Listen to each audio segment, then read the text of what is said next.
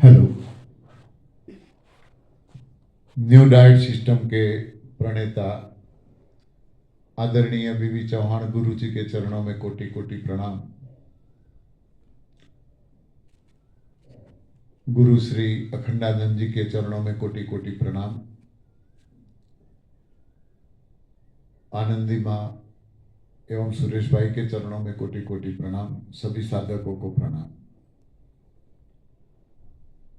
आज 10 अप्रैल चैत्र नवरात्रि दूसरा दिन।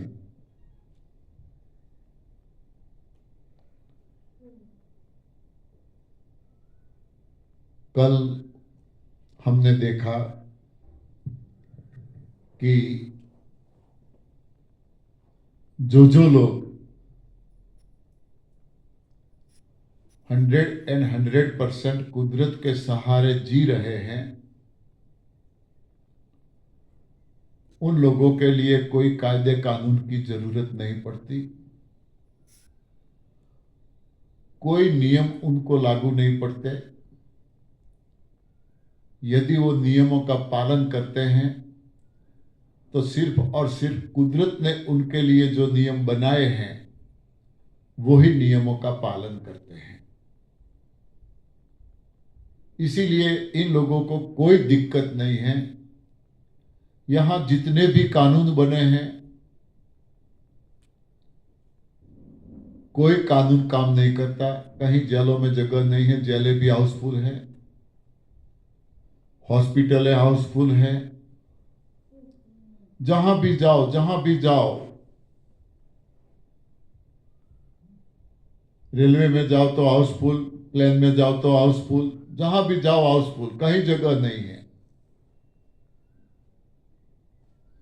उन लोगों को जगह का कोई सवाल ही नहीं है।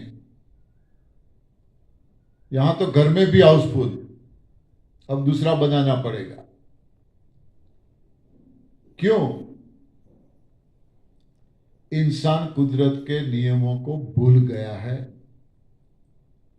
पता ही नहीं है। बीमारियों की बात करें, वैसे तो ये तप सेवा सुमिरन एक साधना है, प्रभु प्राप्ति का रास्ता है। यहां बीमारियां की कोई बात होनी ही नहीं चाहिए, क्योंकि ये रोग भगाने का रास्ता है ही नहीं। मैं तो जहां शिविरों में जाता हूं, लोगों को यही बोलता हूं कि यदि आप कोई रोग भगाने के लिए यहां आए हो, चले जाओ। ये रोग भगाने का रास्ता नहीं है। मगर हां,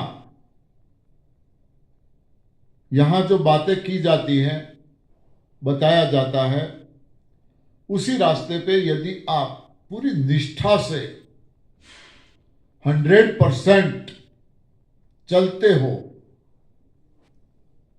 रोग कब हट जाते हैं पता ही नहीं चलता। पता ही नहीं चलेगा आपको रोग कब हट जाते हैं।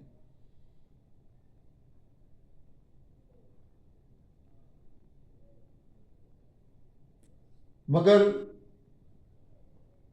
शिविरों में सब लोग आते हैं, रोग भगाने के लिए ही आते हैं। तो यहां इसके बारे में बातें करनी पड़ती है। हमारा मकसद है प्रभु प्राप्ति का। मानो हम महसाना से बैठे थे ट्रेन में, हमें चंडीगढ़ आना था, हमारा मकसद था चंडीगढ़। तो रास्ते में कितने स्टेशन आए, कौन उतर गए, कौन नए लाए, हमें क्या लेना देना। इससे हमें क्या मतलब, कौन सा स्टेशन आया हमें क्या मतलब। हमारा लक्ष्य है चंडीगढ़ जाना, या यहां हिमाचल आश्रम में आना। तो यहां हमारा लक्ष्य है प्रभु प्राप्ति का।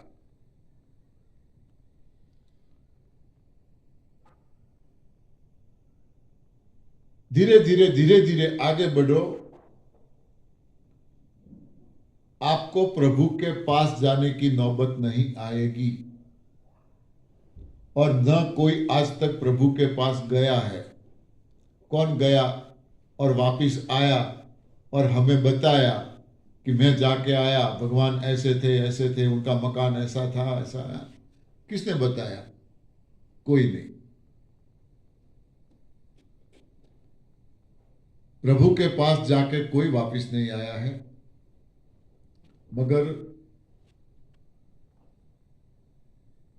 प्रभु प्राप्ति के रास्ते चलने वालों को खुद प्रभु आकर मिले हैं। भगवान को उनके पास आना पड़ा। मीराबाई के पास आए, प्रहलाद जी के पास आए, ध्रुव जी के पास आए। हाँ, ऐसे कई कई लोगों के पास उनको आना पड़ा।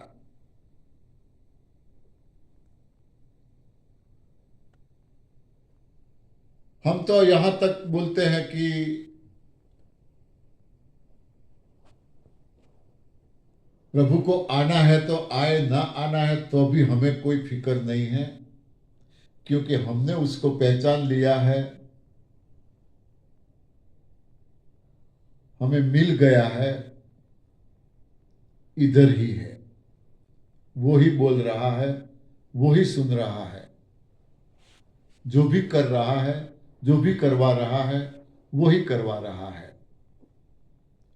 ऐसे तो यहां अभी आ जाएंगे, हाथ में गदा है, पीछे पूंछ है, और आके बोलेंगे जय श्री राम, मैं हनुमान आया। हमारे में से कितने मानेंगे ये हनुमान आया? क्या बोलेंगे हम इसको? क्या बोलेंगे इसको? बहु रुपया। हाँ, बहु रुपया ही मानेंगे हम। क्या है भाई, यहां क्यों आए हो? बोले आप लोगों को दर्शन करवाने के लिए, मैं हनुमान हूं। ठीक है, चलो आगे बढ़ो। हाँ?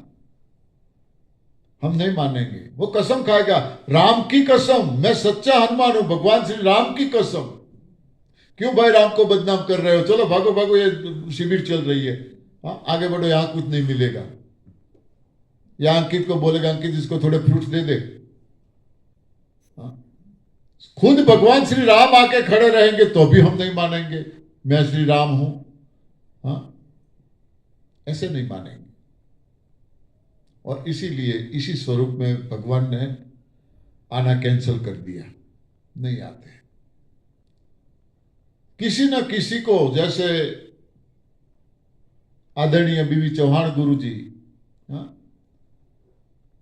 वो अपने दूतों को हमारे पास भेजते हैं।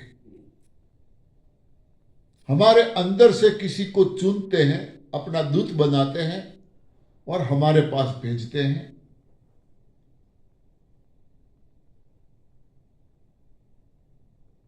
तो पहचानो इनको। जैसे मैंने बताया, मुझे जो वो अंक मिला मैगजीन, वो मैगजीन देने वाला कौन था? वही तो था। हाँ, तुकाराम के वहां जो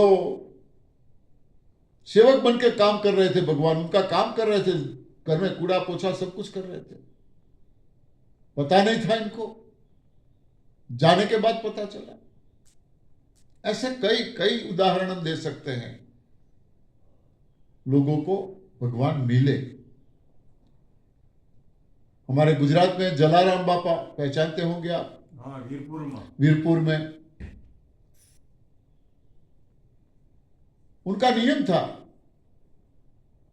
वीरपुर से कोई भी निकलता है उनके वहां खाए बिना नहीं जाता था। सबको खिलाते थे, सबको खिलाते थे। आज भी चल रहा है वहां पे। भगवान परीक्षा करने के लिए आए। बोले मुझे जाना है यात्रा के लिए, मैं असहाय हूं, मुझे कोई हेल्पर चाहिए। आपकी पत्नी मुझे दे सकते हो क्या? पत्नी को मांगा। तो जलाराम ने बोला कि पत्नी पे मेरा इतना तो अधिकार नहीं है, मुझे पूछना पड़ेगा। बोले पूछो। पूछा, पत्नी ने बोला, अरे आपने मुझे पहचाना नहीं, इसमें मुझे पूछने की जरूरत है क्या, मैं जाऊंगी। उनके साथ भेज दिया। अब भगवान पत्नी को लेके कहां जाए।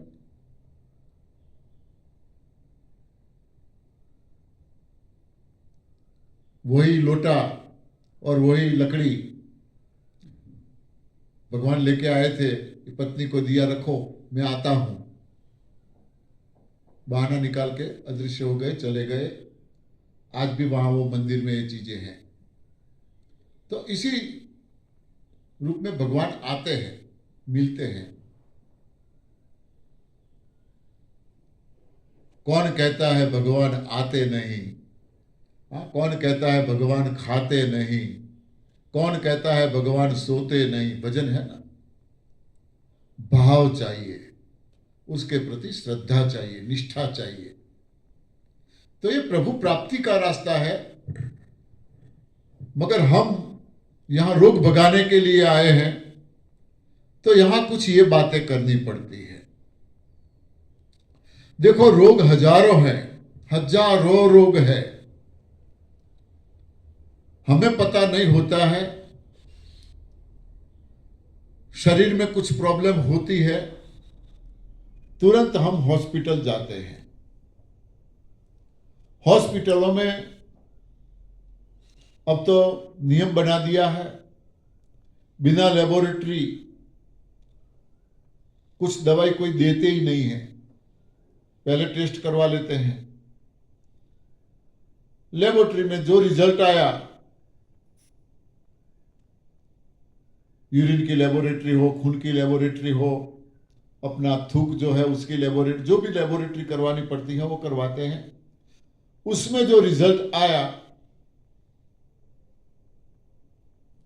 वो हमें पकड़ाते हैं, दे देते हैं। मानो लेबोरेटरी में शुगर ज्यादा आ गई तो बोलेंगे आपको शुगर है, डायबिटीज है। नाम सुन के हम घबरा जाते हैं, डर जाते हैं। हाँ, शुगर, डायबिटीज।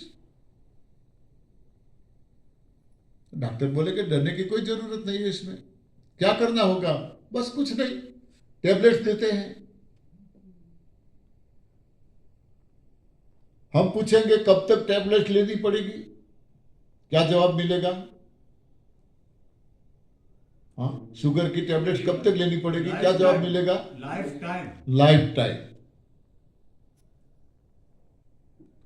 खाने के बारे में हम पूछेंगे तो वो बताएंगे आज तक हमें जो पसंद था खाना, उसके ऊपर कैंसल कैंसल कैंसल, पोपटला, हाँ, चौकड़ी। जो चीजों को हम कभी खाते नहीं थे, उनकी ओर देखते भी नहीं थे, वो खाने के लिए बोलेंगे। आज तक हम वो खाते पीते हैं। कितनों को शुगर है? आप में से शुगर कितनों को है? एक ही है। कितने सालों से है? कम से कम 15-20 साल से थी। और मैं 2 तारीख को होशियारपुर गया था आपके ही कैंप में, और वहाँ दवाइयाँ जब्त कर ली गई। और आज उस दिन के बाद आज तक जरूरत नहीं पड़ी किसी भी दवाई की। 20 साल से शुगर की दवाई ले रहे थे। खाली शुगर ही नहीं, ब्लड प्रेशर था, मेरी लंग्स की प्रॉब्लम थी, अस्थमा था, और हार्ट में 2 स्टेंट पड़े हुए हैं। ये सारी दवाइयाँ 10-12 गोलियां बनती थी, और 2 तारीख से लेके आज तक जरूरत ही नहीं पड़ी। देखो क्या क्या रिजल्ट चाहिए। हाँ, 20-20 साल से दवाइयां ले रहे थे, 10-12 गोलियां ले रहे थे। शिविर में आते ही, होशियारपुर में, पंजाब शिविर में आते ही पहले ही दिन से सारी दवाइयां बंद कर दी।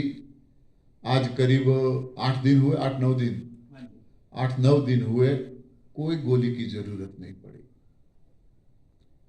कहां है ऐसा रिजल्ट? ये प्रभु नहीं मिले तो क्या हुआ? हाँ, प्रभु तो मिले।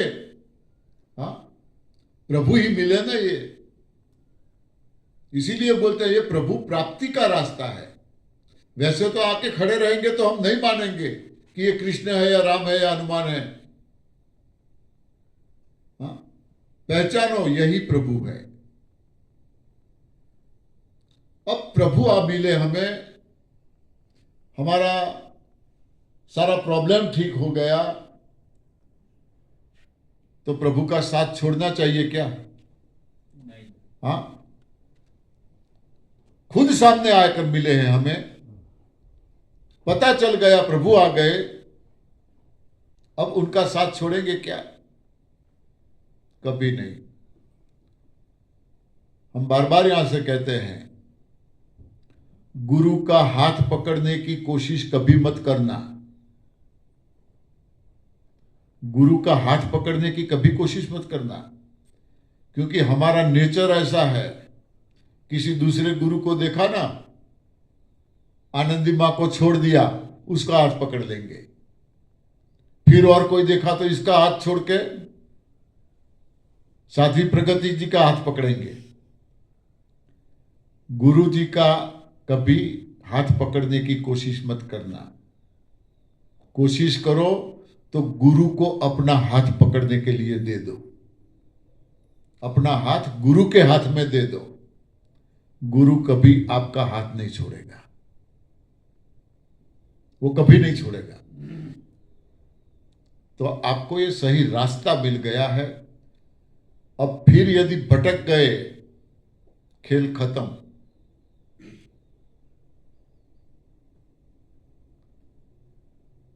तो लाइफ टाइम दवाई लेनी पड़ती है, खाना कैंसल, पसंदगी का जो था वो 20-20 साल से ले रहे हैं दवाइयां, धीरे धीरे गोली से इंसुलिन पे आना पड़ता है।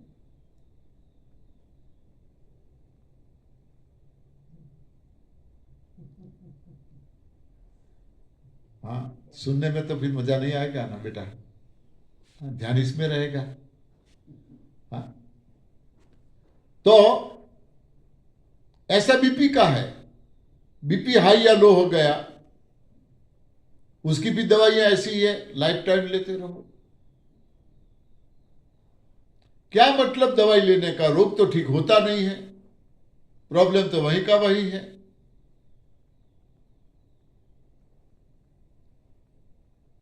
तो हजारों रोग हैं, उसको ठीक करने के लिए तरकीबें भी इतनी हैं।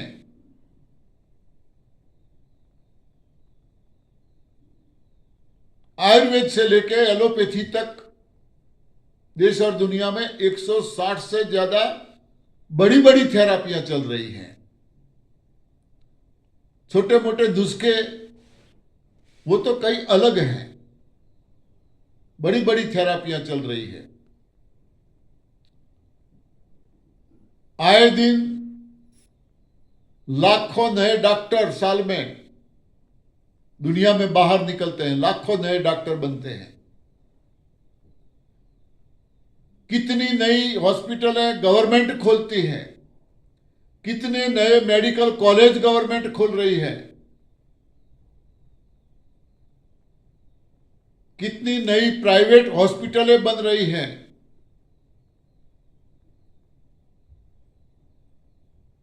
WHO वर्ल्ड हेल्थ ऑर्गेनाइजेशन, उनका काम है, यानी कि विश्व आरोग्य संस्था, इनका काम है लोगों को आरोग्य देना, लोगों को निरोगी रखना, ये उनका काम है।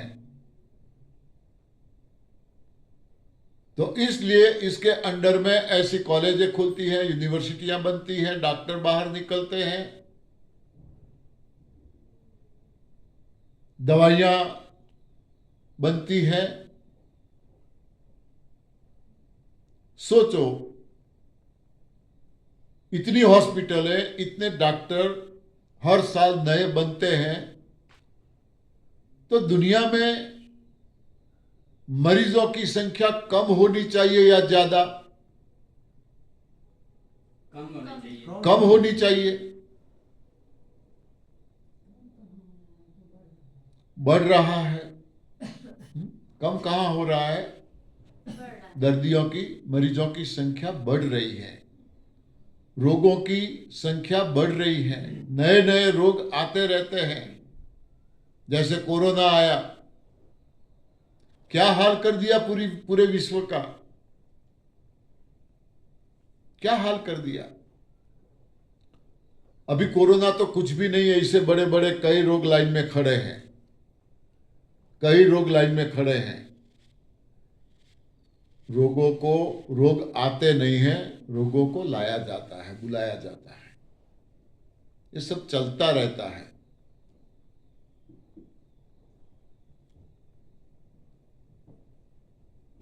जब तक हम खुद अपना डॉक्टर नहीं बनेंगे, तब तक दुनिया की कोई थेरापी, कोई ट्रीटमेंट आपको स्वस्थ नहीं रख सकती। ये याद रखना है। खुद का डॉक्टर खुद बनो। शरीर हमारा है और हम दूसरों को पूछते हैं हमें क्या खाना चाहिए। कोई पशु पक्षी किसी को नहीं पूछ के खाता, वो किसी को नहीं पूछते। छोटा बच्चा है, वो भी खाने में गलती नहीं करता। कुदरत ने उनके लिए जो आहार बनाया है वो ही खाता है। वो कहां मां को पूछता है, मां मुझे क्या खाना है? मां कहां देख रही है वो क्या खा रहा है, और कोई खा रहा है तो मां कहां उसे रोक रही है, ये मत खा, ये तेरा नहीं है। किसी गाय भैंस के बच्चे को या मां को देखा है ऐसे टोकते हुए, ये क्यों खा रहा है? मां को पता है, उनको पता चल जाएगा ये उनका आहार नहीं है, मुंह में चाय डाल रहा है मगर निकाल देगा, और निकाल देते हैं वे लोग। एक हम ही है बच्चों के पीछे पड़े हैं, ये नहीं खाना चाहिए, ये खाना चाहिए, ये नहीं खाना चाहिए, ये खाना चाहिए। जो खुद को पता नहीं है हमें क्या खाना चाहिए, हमें खुद को पता नहीं है, बच्चों को सिखा रहे हैं हम।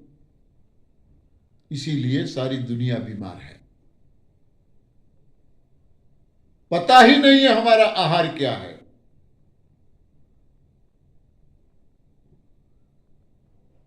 शरीर हमारा है।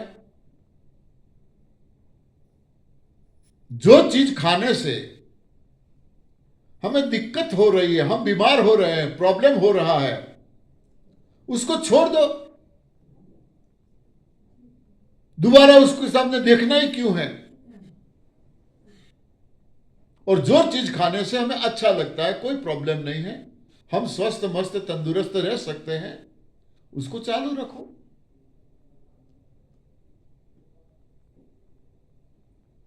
न रहेगा बांस न बजेगी बांसुरी। बीमार होंगे ही नहीं कभी आप। कहां हॉस्पिटलों की जरूरत पड़ेगी, कहां डॉक्टरों की जरूरत पड़ेगी, कहां मेडिकल कॉलेजों की जरूरत पड़ेगी। खुद का ख्याल खुद रखना सीखो।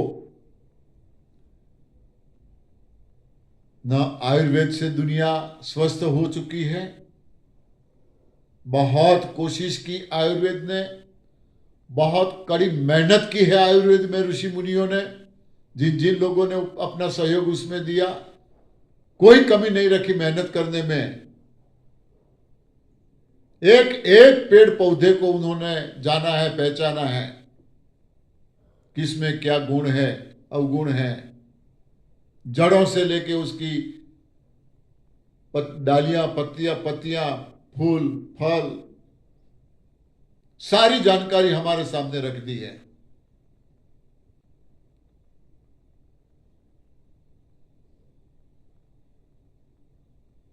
यदि आयुर्वेद सक्सेस हुआ होता तो दूसरी थेरापी की जरूरत ही कहां थी, नेचुरोपैथी की जरूरत कहां थी? या नेचुरोपैथी 100% सक्सेस होता तो होम्योपैथी की जरूरत कहां थी?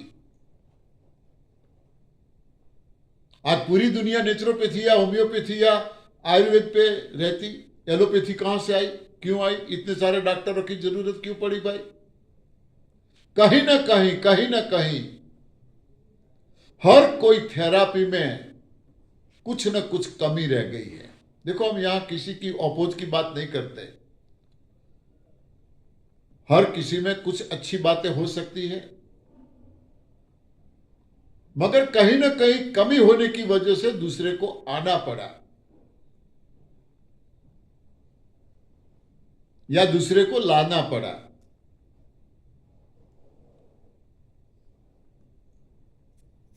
आयुर्वेद ने बहुत मेहनत की, मगर रोगों की जड़ क्या है? कोई भी दर्द हो, जब तक दर्द की जड़ में, रोगों की जड़ में हम नहीं जाएंगे, रोग क्यों हुआ उसकी जड़ में नहीं जाएंगे, तब तक बाहर से कितने इलाज करो कोई फायदा नहीं है, कोई फायदा नहीं है। थोड़ी सी राहत मिल सकती है, गोली लेते हो तो ठीक लगता है, गोली छोड़ दो तो वही के वही।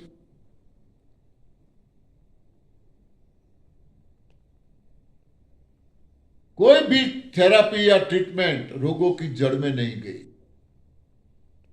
आयुर्वेद ने यह सोचा गैस कफ पित्त वात से रोगों की जड़ यह है, गैस कफ पित्त। तो गैस के लिए क्या चाहिए? ये काढ़ा पियो, ये जड़ी बूटी लो, ये खाओ, ये खाओ, ये बताया। पित्त के लिए ये रोग और इलाज, रोग और इलाज आयुर्वेद ने यह किया।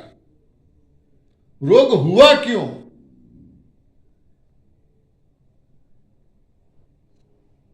वो नहीं ढूंढा, ढूंढा तो गलत। नेचुरोपैथी ने रोगों का कारण ढूंढ लिया, उनको समझ में आ गई। नेचुरोपैथी ने बताया रोग चाहे कोई भी हो, कारण एक ही है, शरीर में जमा हुआ विजातीय द्रव्य। शरीर में जमा हुआ विजातीय द्रव्य रोगों का कारण यह है। मगर वहां ये विजातीय द्रव्य को हटाने के नुस्खे कुछ अलग हुए, अलग अलग पेथियां वहां काम करने लगी, लोगों को मनचाहा रिजल्ट नहीं मिला।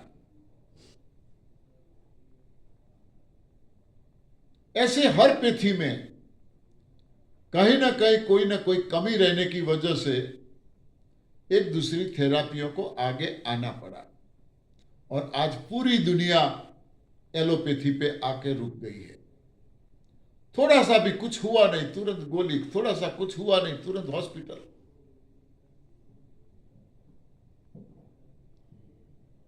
ये एडवांस न्यू डाइट सिस्टम न कोई थेरापी है, न कोई पेथी है। यहां कोई ट्रीटमेंट नहीं दी जाती, यहां कोई इलाज नहीं किया जाता, यहां किसी को न कोई दवाई दी जाती है, न कोई दवाई बताई जाती है। ये एक अलग दुनिया है, दुख दर्द और दवाई बिना की दुनिया है। ये एक अलग दुनिया है। यहां लोगों को इस दुनिया में आने के लिए, लाने के लिए समझाया जाता है। जो लोग इस दुनिया में आते हैं, बात को समझते हैं, स्वीकारते हैं, किसी का कोई रोग यहां नहीं बचा, कोई रोग नहीं बचा। किसी को स्पीडी रिजल्ट मिलता है, किसी को वक्त लगता है। बॉडी सबकी अलग अलग है। यह सिस्टम किसी की बॉडी तुरंत कैचअप कर लेती है, किसी को थोड़ा वक्त लग सकता है, मगर रिजल्ट मिलता है, और लाखों नहीं करोड़ों लोगों को मिला है।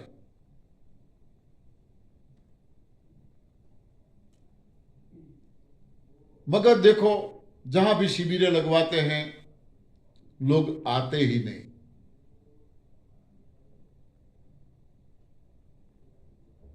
यहां कोई चार्ज नहीं है, फ्री में।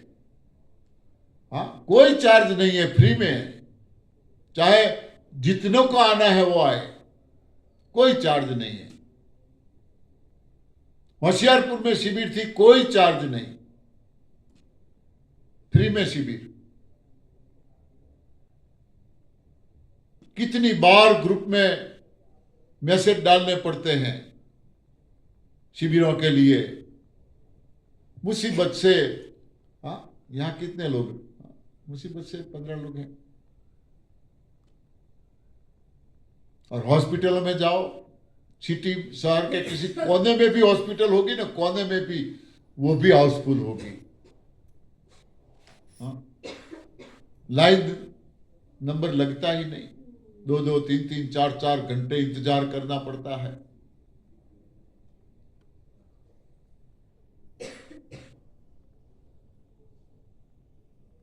अंदर गए नहीं, 5-10 मिनट में बाहर, क्योंकि पीछे लाइन खड़ी है। डॉक्टरों ने बेल बजाया, बाहर बैठे उन्होंने बोला चलो आपका नंबर आया। अंदर गए, हाँ, क्या होता है पूछा, हम बोलते जाएंगे, सर दर्द उसकी गोली, पेट में दर्द इसकी, हाँ, पेन चालू, हम बोलते जाएंगे, पेन चालू, जरूरत पड़ी तो रिपोर्ट, लेबोरेटरी, उसी मुताबिक दवाई। हाँ, जाओ 5 मिनट में जाओ। कभी कोई डॉक्टर ने पानी के लिए पूछा, पानी पियोगे, चाय पियोगे, पूछा कभी? टाइम ही नहीं है। यहां मुफ्त में खिलाते हैं, हाँ, रहने की व्यवस्थित वीआईपी सुविधा है, रोग हट जाते हैं, फिर भी नहीं आना है।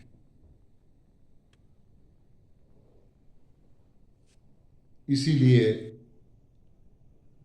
ऐसा कहते हैं बीवी चौहान गुरु जी, जिसके भाग्य में होता है ना, उसको ये सिस्टम मिलता है, जिसके भाग्य में होता है। ठीक है, मिल तो जाता है, शिविरों में लोग आते हैं तो, मगर तकदीर में, जिसके तकदीर में होता है, उसकी लाइफ में, उसके जीवन में ये सिस्टम टिकती है। मिलना अलग बात है, टिकना अलग बात है। मिल जाती है सिस्टम, करते हैं लोग कुछ दिनों तक, कुछ दिनों तक करते हैं, फिर फोन करेंगे। लोग इतने चालाक हैं, होशियार बन गए हैं।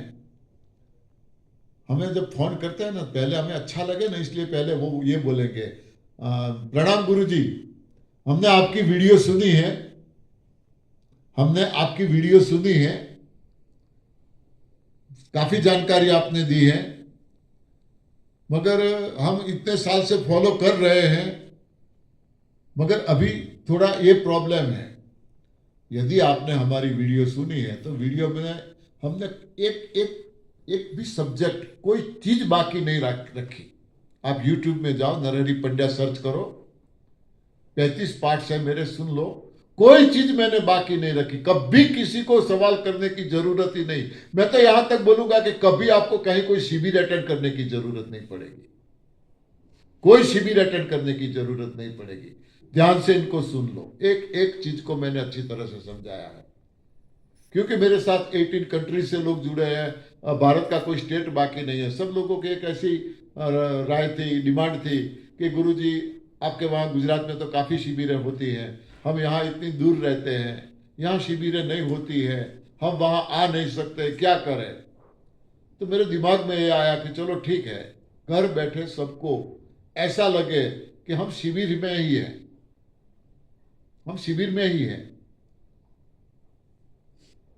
20-20 मिनट का एक पार्ट से, 35 पार्ट से पूरा सुन लो, आप सारी चीजें समझ में आ जाएगी, सारी चीजें।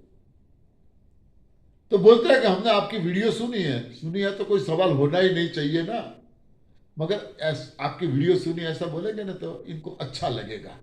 हमें अच्छा लगाने के लिए ऐसा बोलते हैं। सुनो न सुनो, हमने तो जो हमारा कर्म था, हमारा फर्ज था, हाँ, वो अदा कर दिया। 9 दिन हमें आपके सामने यहाँ जो हमें बताना है, हमारा फर्ज पूरा हो गया। अब पालन करो ना करो आपकी मर्जी है, कोई जबरदस्ती तो है नहीं। क्यों नहीं करते, ऐसे कोई जबरदस्ती तो है नहीं। तो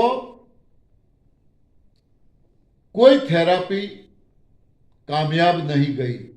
एक के बाद थेरापियां आती रही, रोग बढ़ते गए, थेरापियां आती रही, रोग बढ़ते गए।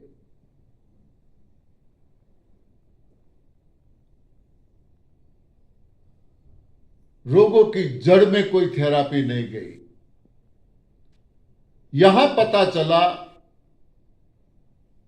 कि रोगों की जड़ क्या है। पृथ्वी पर हम अकेले नहीं हैं, 84 लाख योनियां हैं। एक एक योनि में अनगिनत लोग हैं, अनगिनत, हम गिनती नहीं कर पाएंगे।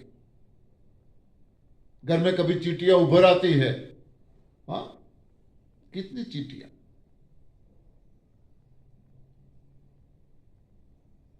इंसान को छोड़ के कुदरत के सहारे जीने वाला कोई पशु पक्षी बीमार है क्या? हाँ, कोई बीमार है? कहां पढ़े वे लोग?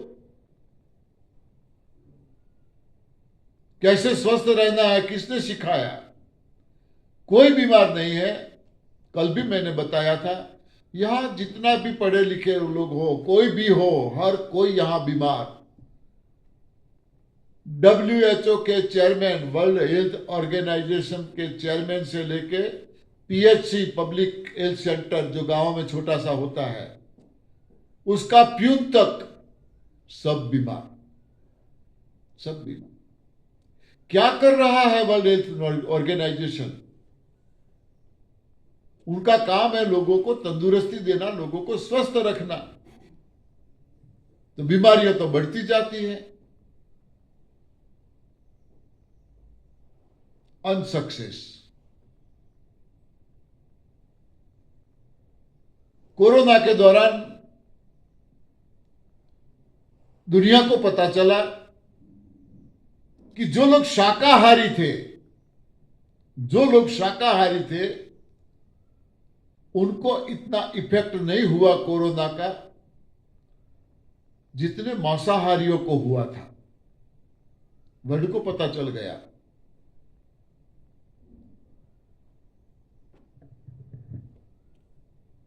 ये सिस्टम करने वाले NDS, एक भी फोन हमें नहीं मिला, नहीं आया हमारे पे कि ये NDS करने वाला कोरोना से चल बसा। एक भी केस सामने नहीं आया। हां, कुछ लोगों को कोरोना जरूर हुआ। जो लोग गलती करते थे, सिस्टम में गलती करते थे, उनको कोरोना हुआ, मगर पता था इलाज क्या है, तुरंत गलती को सुधार लिया, सिस्टम पे आ गए, ठीक हो गए, वो ठीक हो गए। गया कोई नहीं NDS वाला। करोड़ों लोग जुड़े हैं। वैक्सीन कई लोगों ने नहीं ली, फिर भी कोई प्रॉब्लम नहीं हुआ। हम कई कोरोना वालों के बीच में गए हैं उसका इलाज करने के लिए, हमें कोई हुआ ही नहीं कुछ।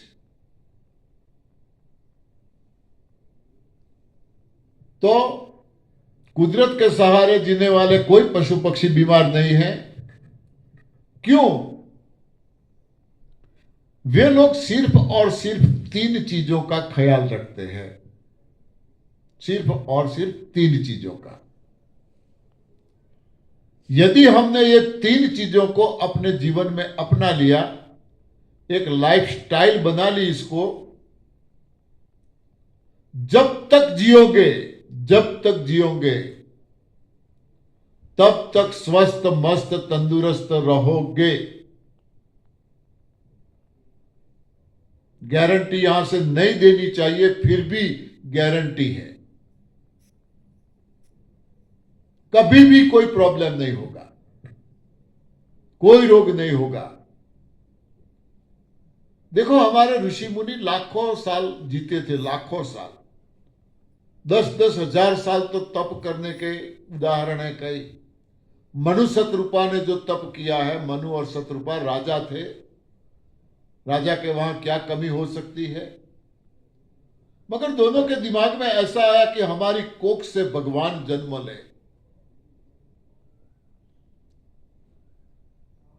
तो ये दृढ़ निश्चय करके वो जंगल में चले गए, राजपाट छोड़ के तप करने लगे। खाना छोड़ दिया। एक एक चीज को, जो 5 तत्व है, आकाश प्रकाश पृथ्वी जलवायु, ये 5 तत्व, एक एक तत्व को छोड़ने में इन लोगों को 10-10 हजार साल लगे थे। 10-10 हजार साल। पृथ्वी तत्व को छोड़ने में 10,000 साल लगे, वायु तत्व को छोड़ने में 10,000 साल लगे। यहां तो एक दिन में आपने सारे तत्वों को छोड़ दिया। मनुष्य शत्रुपा से आप कितने आगे हो, कितने महान हो। हाँ, एक दिन में सारे तत्वों को छोड़ दिया। बस एक ही तत्व पे रह रहे हैं, हवा यानी वायु तत्व।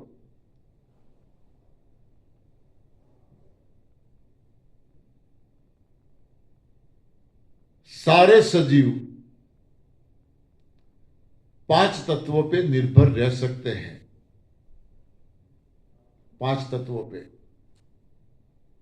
ये जो आकाश, अग्नि, जल, वायु, पृथ्वी जो है, वो 5 तत्वों पे रह सकते हैं। ये पेड़ पौधों को देखो,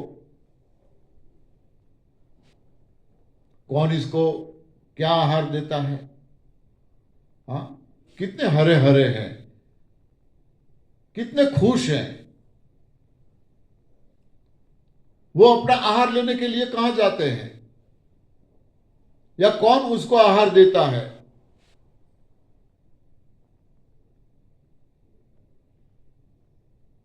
कुदरत के ये जो 5 तत्व है, उस पे वो निर्भर है। कोई प्रॉब्लम नहीं है इसको। ये 5 तत्व इतने स्ट्रांग है, मजबूत है अपने आप में, कि 5 में से कोई एक तत्व भी यदि हमें मिले ना, एक तत्व, तो उसी एक तत्व पे भी हम जी सकते हैं। एक तत्व पे भी। देखो कई बार भूचाल आता है, बड़े बड़े बिल्डिंग मकान गिर जाते हैं, मलबे में कई लोग फंस जाते हैं, बेचारे कई लोग फंस जाते हैं, तुरंत बाहर निकाल नहीं सकते, इतना मलबा हो जाता है। मशीनें आती हैं, निकालते हैं 8-8, 10-10, 15-15 दिन होता है। अभी वहां कोई सुरंग जो थी, हाँ सुरंग थी, वो ढल गई थी, काफी 40 लोग अंदर फंस गए थे।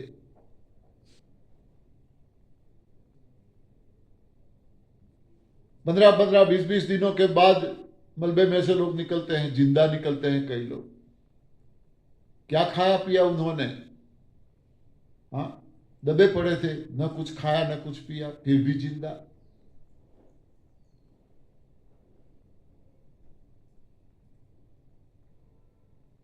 इससे अब साबित होता है कि सच में शरीर को खाने पीने की जरूरत है ही नहीं। ये तो बचपन से हमें आदत डाली है, हमारे माँ बाप ने हमें खिलाया, हम अपने बच्चों को खिला रहे हैं। फिर भी हम ये मान के चले कि ये मकान बनाना है, उसके लिए ईंटें चाहिए, सीमेंट चाहिए, लोहा चाहिए, लकड़ियां चाहिए, हाँ रेती चाहिए, मिट्टी, पानी चाहिए, ये सारी चीजें चाहिए मकान बनाना है। तो मकान बन गया, पूरा कंप्लीट मकान बन गया। और ये जो चीजें बची हैं, ईंटें थोड़ी बची हैं, हाँ, पत्थर कपची बची है, रेती बची है, सीमेंट बचा है, लोहा बचा है, उसका हम क्या करेंगे? बोलो, क्या करेंगे? वो बचा है, वो मकान तो बन गया, अब थोड़ी सी ईंटें बची हैं, सीमेंट की थैली बची है, क्या करेंगे इसको? बाल के रख दें। उसको निकाल देंगे, उसको वहां से हटाने की कोशिश करेंगे। हटाओ भाई, अब उसकी जरूरत नहीं है। अब ये मकान बन गया, अब यहां कोई ईंट की जरूरत नहीं है, कोई सीमेंट की जरूरत नहीं है।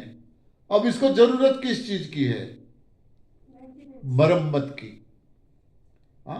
मकान को अब मरम्मत की जरूरत है, साफ रखने की जरूरत है। मकान को जितना साफ रखेंगे उतनी उसकी आयु लंबी होगी।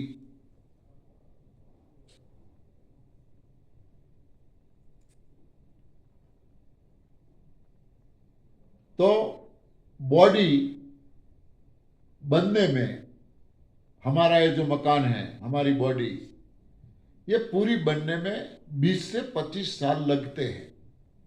20 से 25 साल। तब तक ये जो मटेरियल्स है, इसकी जरूरत है। खाना, तब तक जरूरत है, ठीक है, खाओ। मकान बन गया, अब अंदर डालने की जरूरत नहीं है।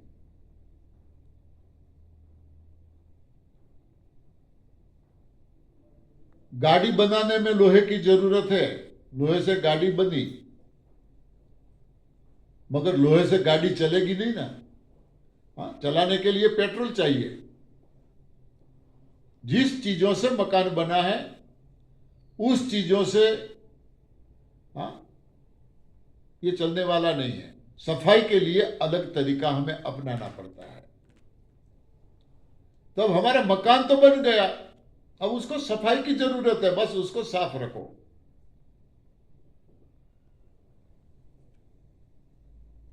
साफ रखने के लिए 3 बातों को हमें अच्छी तरह से याद रखना है। बस सिर्फ 3 बातों पे ध्यान दो। कुदरत के सहारे जीने वाले पशु पक्षी कोई बीमार नहीं है, यहां कोई घर खाली नहीं है। क्यों? इतना जान लिया, समझ लिया, लाइफ टाइम कभी भी आप बीमार पड़ने वाले नहीं हो, कभी भी।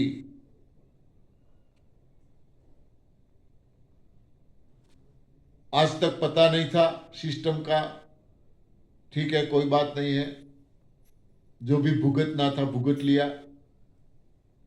मगर अब पता चल गया है,